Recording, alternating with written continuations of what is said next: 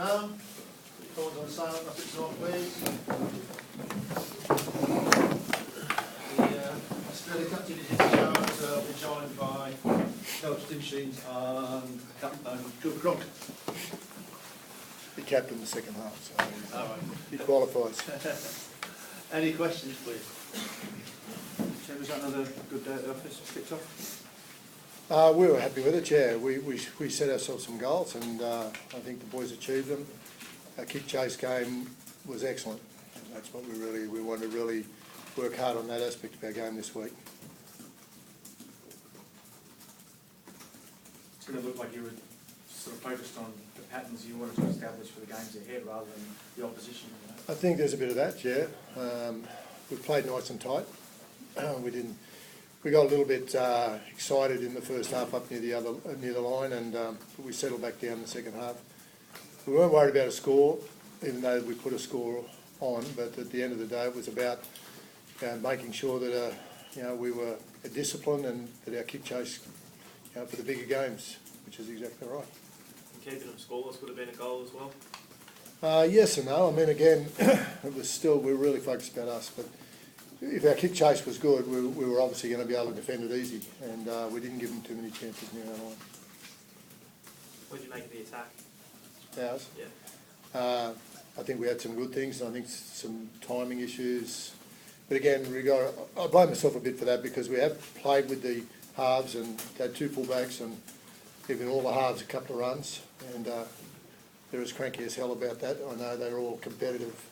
But at the end of the day, we've achieved after the 3 pool games to lead our pool, and we've played pretty well, and I think we can play better. So I'm hoping we'll improve that. But at the moment, the basics were what we're really focused on, and getting together as a squad and playing well as a team, which defensively is the most important thing in football. Cooper, did you feel that as the game went on, it got more continuity about your performance? Yeah, absolutely. We, like Tim said, we got a little excited in that first half. Everyone sort of saw gaps and tried to implement the plays, but we got back in at half time and we narrowed our focus in terms of setting up our points and then run our attacking structures from that, and I think that was much better in the second half. Who is your next 17, your best 17, the next team you picked? Well, it's going to be, well, it's hard to say. I didn't get any injuries, so obviously I've got to come close to picking probably our best 17 on the next game, but it's a difficult one to say because it's a real headache for me. We've got so many guys playing well, and I've got a couple of contentious positions in particular that we'll work on that during the week. But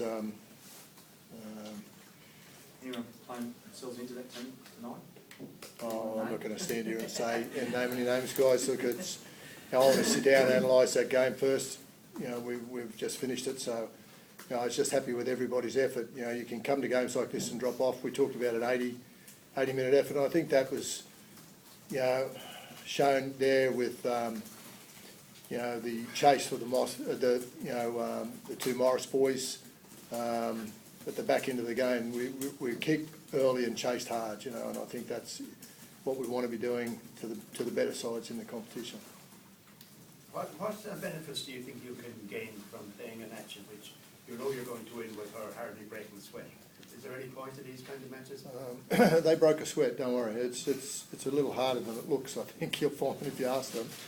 But the issue is no injuries and achieve the things we set out to achieve as a team, which I think they did tonight. Like the atmosphere of the game? Yeah, it was a shame that the rugby were on and everyone went to Dublin, but it would have been nice to get a nice night and get a few more people, but I hope they enjoyed their football. The Irish blokes were in here and they were telling us, Cooper, that you swapped jumpers with their captain, and he's seen it as a really great moment. He said, I'm a second division player, and he said, the best halfback in the world is asking me to swap jumpers, and for them it means so much. Yeah, absolutely, and it's the same for me. This is the first time I've been to Limerick to chance and to experience what Ireland's about and playing rugby at Munster, which is a powerhouse of rugby union. So, even though the crowd wasn't great and there's a rugby game on down the road, the experience to spread the word of rugby league is what it's all about. The Rugby World Cup has been a success. Hopefully will be and continue for the next couple of weeks, and I'm just as proud and excited to represent my country as the captain of Ireland is, who plays second division. Cooper, the camaraderie between players has been a bit of a sort of feature of the tournament so far. Jersey swapping's back. Teams that are getting well beaten are getting cheered by the crowd. I mean, it's not something you see in club football, is it? You know, it's what's different, I guess. No, it's not. Club football normally you get booed and things like that. But as I said, it's the experience. It's a chance of a lifetime to come over to Ireland, play in Wales at Millennium Stadium, one of the big venues of the world, and just play what you've dreamed of doing since you were a kid. Now there's guys that are playing second division, locals from Samoa, Tonga, and then you've got guys who are playing professional as well. So it's a really good mix. It's a great advertisement for rugby league, and I hope it continues for the next month. Thanks, folks. Well, it's, And then we need mix, please be aware that both teams are leaving in about 25 minutes. Limerick's been going Well, off the this play weekend in the last 2 Manchester. games. They've all been coming into ours.